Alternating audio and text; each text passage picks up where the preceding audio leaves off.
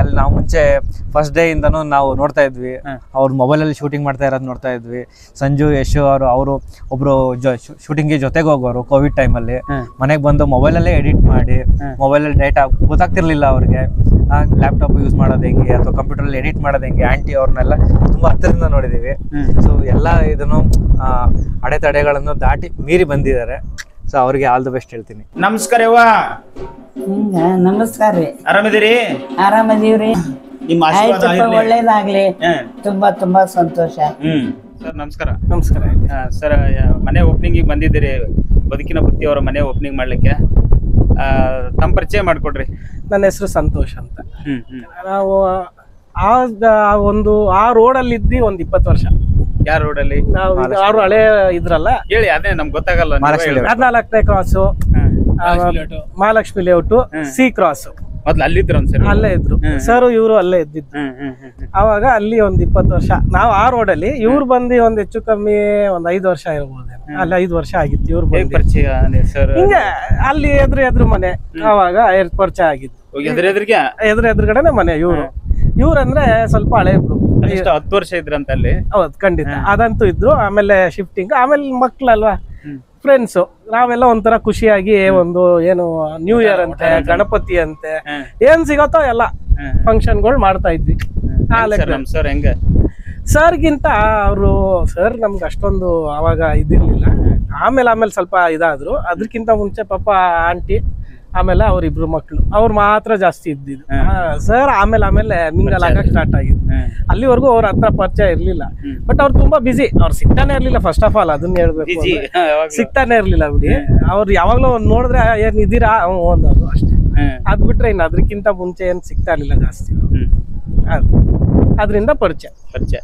ಇವತ್ತು ಮನೆ ಓಪನಿಂಗಿಗೆ ಹೌದು, ಖಂಡಿತ ಅಷ್ಟು ಅವ್ರು ಹೇಳಿದಾರೆ ಅಲ್ಲಿಂದ ಅನ್ಬಿಟ್ಟು ಬಂದೇ ಬಿಡೋಣ ಅನ್ಬಿಟ್ಟು ಬಂದಿದ್ದಾಯ್ತು. ಏನ್ ಮಾಡ್ತೀರಿ ಸರ್ ತಾವು? ನಾವು ಬಂದ್ಬಿಟ್ಟು ನಮ್ದು ಬಿಸ್ನೆಸ್ ಇದೆ. ನಮ್ದು ಕ್ಯಾಟ್ರಿಂಗ್ ಬಿಸ್ನೆಸ್ ಇದೆ, ಜೊತೆಗೆ ನಮ್ಮ ತಮ್ಮನ ಜೊತೆನೂ ನಾನು ಇದ್ದೀನಿ. Okay sir. ಸರ್ ಮಾತಾಡ್ಸೋಣ ಸರ್. ಇಲ್ಲಿ ಏನೋ ವಿಶೇಷ ಅವ್ರ ಬಗ್ಗೆ ಏನಾರ, ಅವರ ಬದುಕಿನ ಕುರಿತು ಅಥವಾ ಲೈಫ್ ಬಗ್ಗೆ ಏನ್ ಹೇಳ್ತೀರಿ? ತಮ್ಮ ಪರಿಚಯ ಮಾಡ್ಕೊಂಡು. ನಾವು ಮತ್ತೆ ಅಂಕಲ್ ಅವರು ಅಕ್ಕಪಕ್ಕದ ಮಾಡ್ಕೊಂಡು ಹೇಳ್ರಿ ಫಸ್ಟ್. ನಮಸ್ತೆ, ನನ್ನ ಹೆಸರು ದರ್ಶನ್ ಅಂತ. ನಾವು Mahalakshmi Layout number 410 second floor ಅಲ್ಲಿ ಇದ್ವಿ. ಅಂಕಲ್ ಅವ್ರ ಫ್ಯಾಮಿಲಿ, ಅವ್ರ ನಮ್ಮ ಅಕ್ಕಪಕ್ಕದ ಮನೆಯವ್ರು ನಾವು. ಸೊ ಅವ್ರನ್ನ ಬಹಳ ಹತ್ತಿರದಿಂದಾನೇ ನೋಡಿದೀವಿ. ಅವ್ರ ಮನೇಲಿ ಏನು ಆಗು ಹೋಗುಗಳು, ಅವ್ರ ಕಷ್ಟ ಸುಖಗಳು, ಅವ್ರು ಏನು ಜೀವನದಲ್ಲಿ ಏನು ಕಷ್ಟಪಟ್ಟಿದ್ದಾರೆ ಅದನ್ನೆಲ್ಲಾನು ನೋಡ್ತಾನೆ ಬಂದ್ವಿ. ಅವರು ಇಂಟ್ರಾಕ್ಟ್ ಮಾಡುವಾಗ ಹೇಳ್ತಾ ಇದ್ರು, ಮುಂಚೆ ಮೂವಿ ಡೈರೆಕ್ಷನ್ ಎಲ್ಲ ಹಿಂಗ್ ಮಾಡಿದ್ವಿ, ಎಷ್ಟೆಲ್ಲ ಕಷ್ಟಪಟ್ಟಿದ್ವಿ ಅವ್ನ ಮೂವಿ ಮಾಡ್ಲಿಕ್ಕೆ. ಸೊ ಅದು ಜೀವನದಲ್ಲಿ ಒಂದ್ಸಲ ಸೋತಾಗ ಮತ್ತೆ ಹೆಂಗೆ ಎದ್ದು ಬರ್ಬೇಕು ಅಂತ ಅಂಕಲ್ ನೋಡಿ ಕಲಿಬೇಕು. ಅವ್ರದ್ದು ಇಂಟ್ರಾಕ್ಷನ್ ತುಂಬಾ ಕಡಿಮೆ. ಯಾಕೆಂತಂದ್ರೆ ಅವ್ಳು ಬಹಳ ಶ್ರಮಜೀವಿ. 4-4:30 ಎದ್ಬಿಟ್ಟು ಹೋಗ್ಬಿಟ್ರೆ ಮತ್ತೆ ಸಂಜೆ ಬರ್ತಿದ್ದೆ 8-10 ಗಂಟೆಗೆ. ನಮ್ಮ ಒಡನಾಟ ತುಂಬಾ ಚೆನ್ನಾಗಿತ್ತು 4-5 ವರ್ಷ ಜೊತೆಲಿದ್ದಾಗ.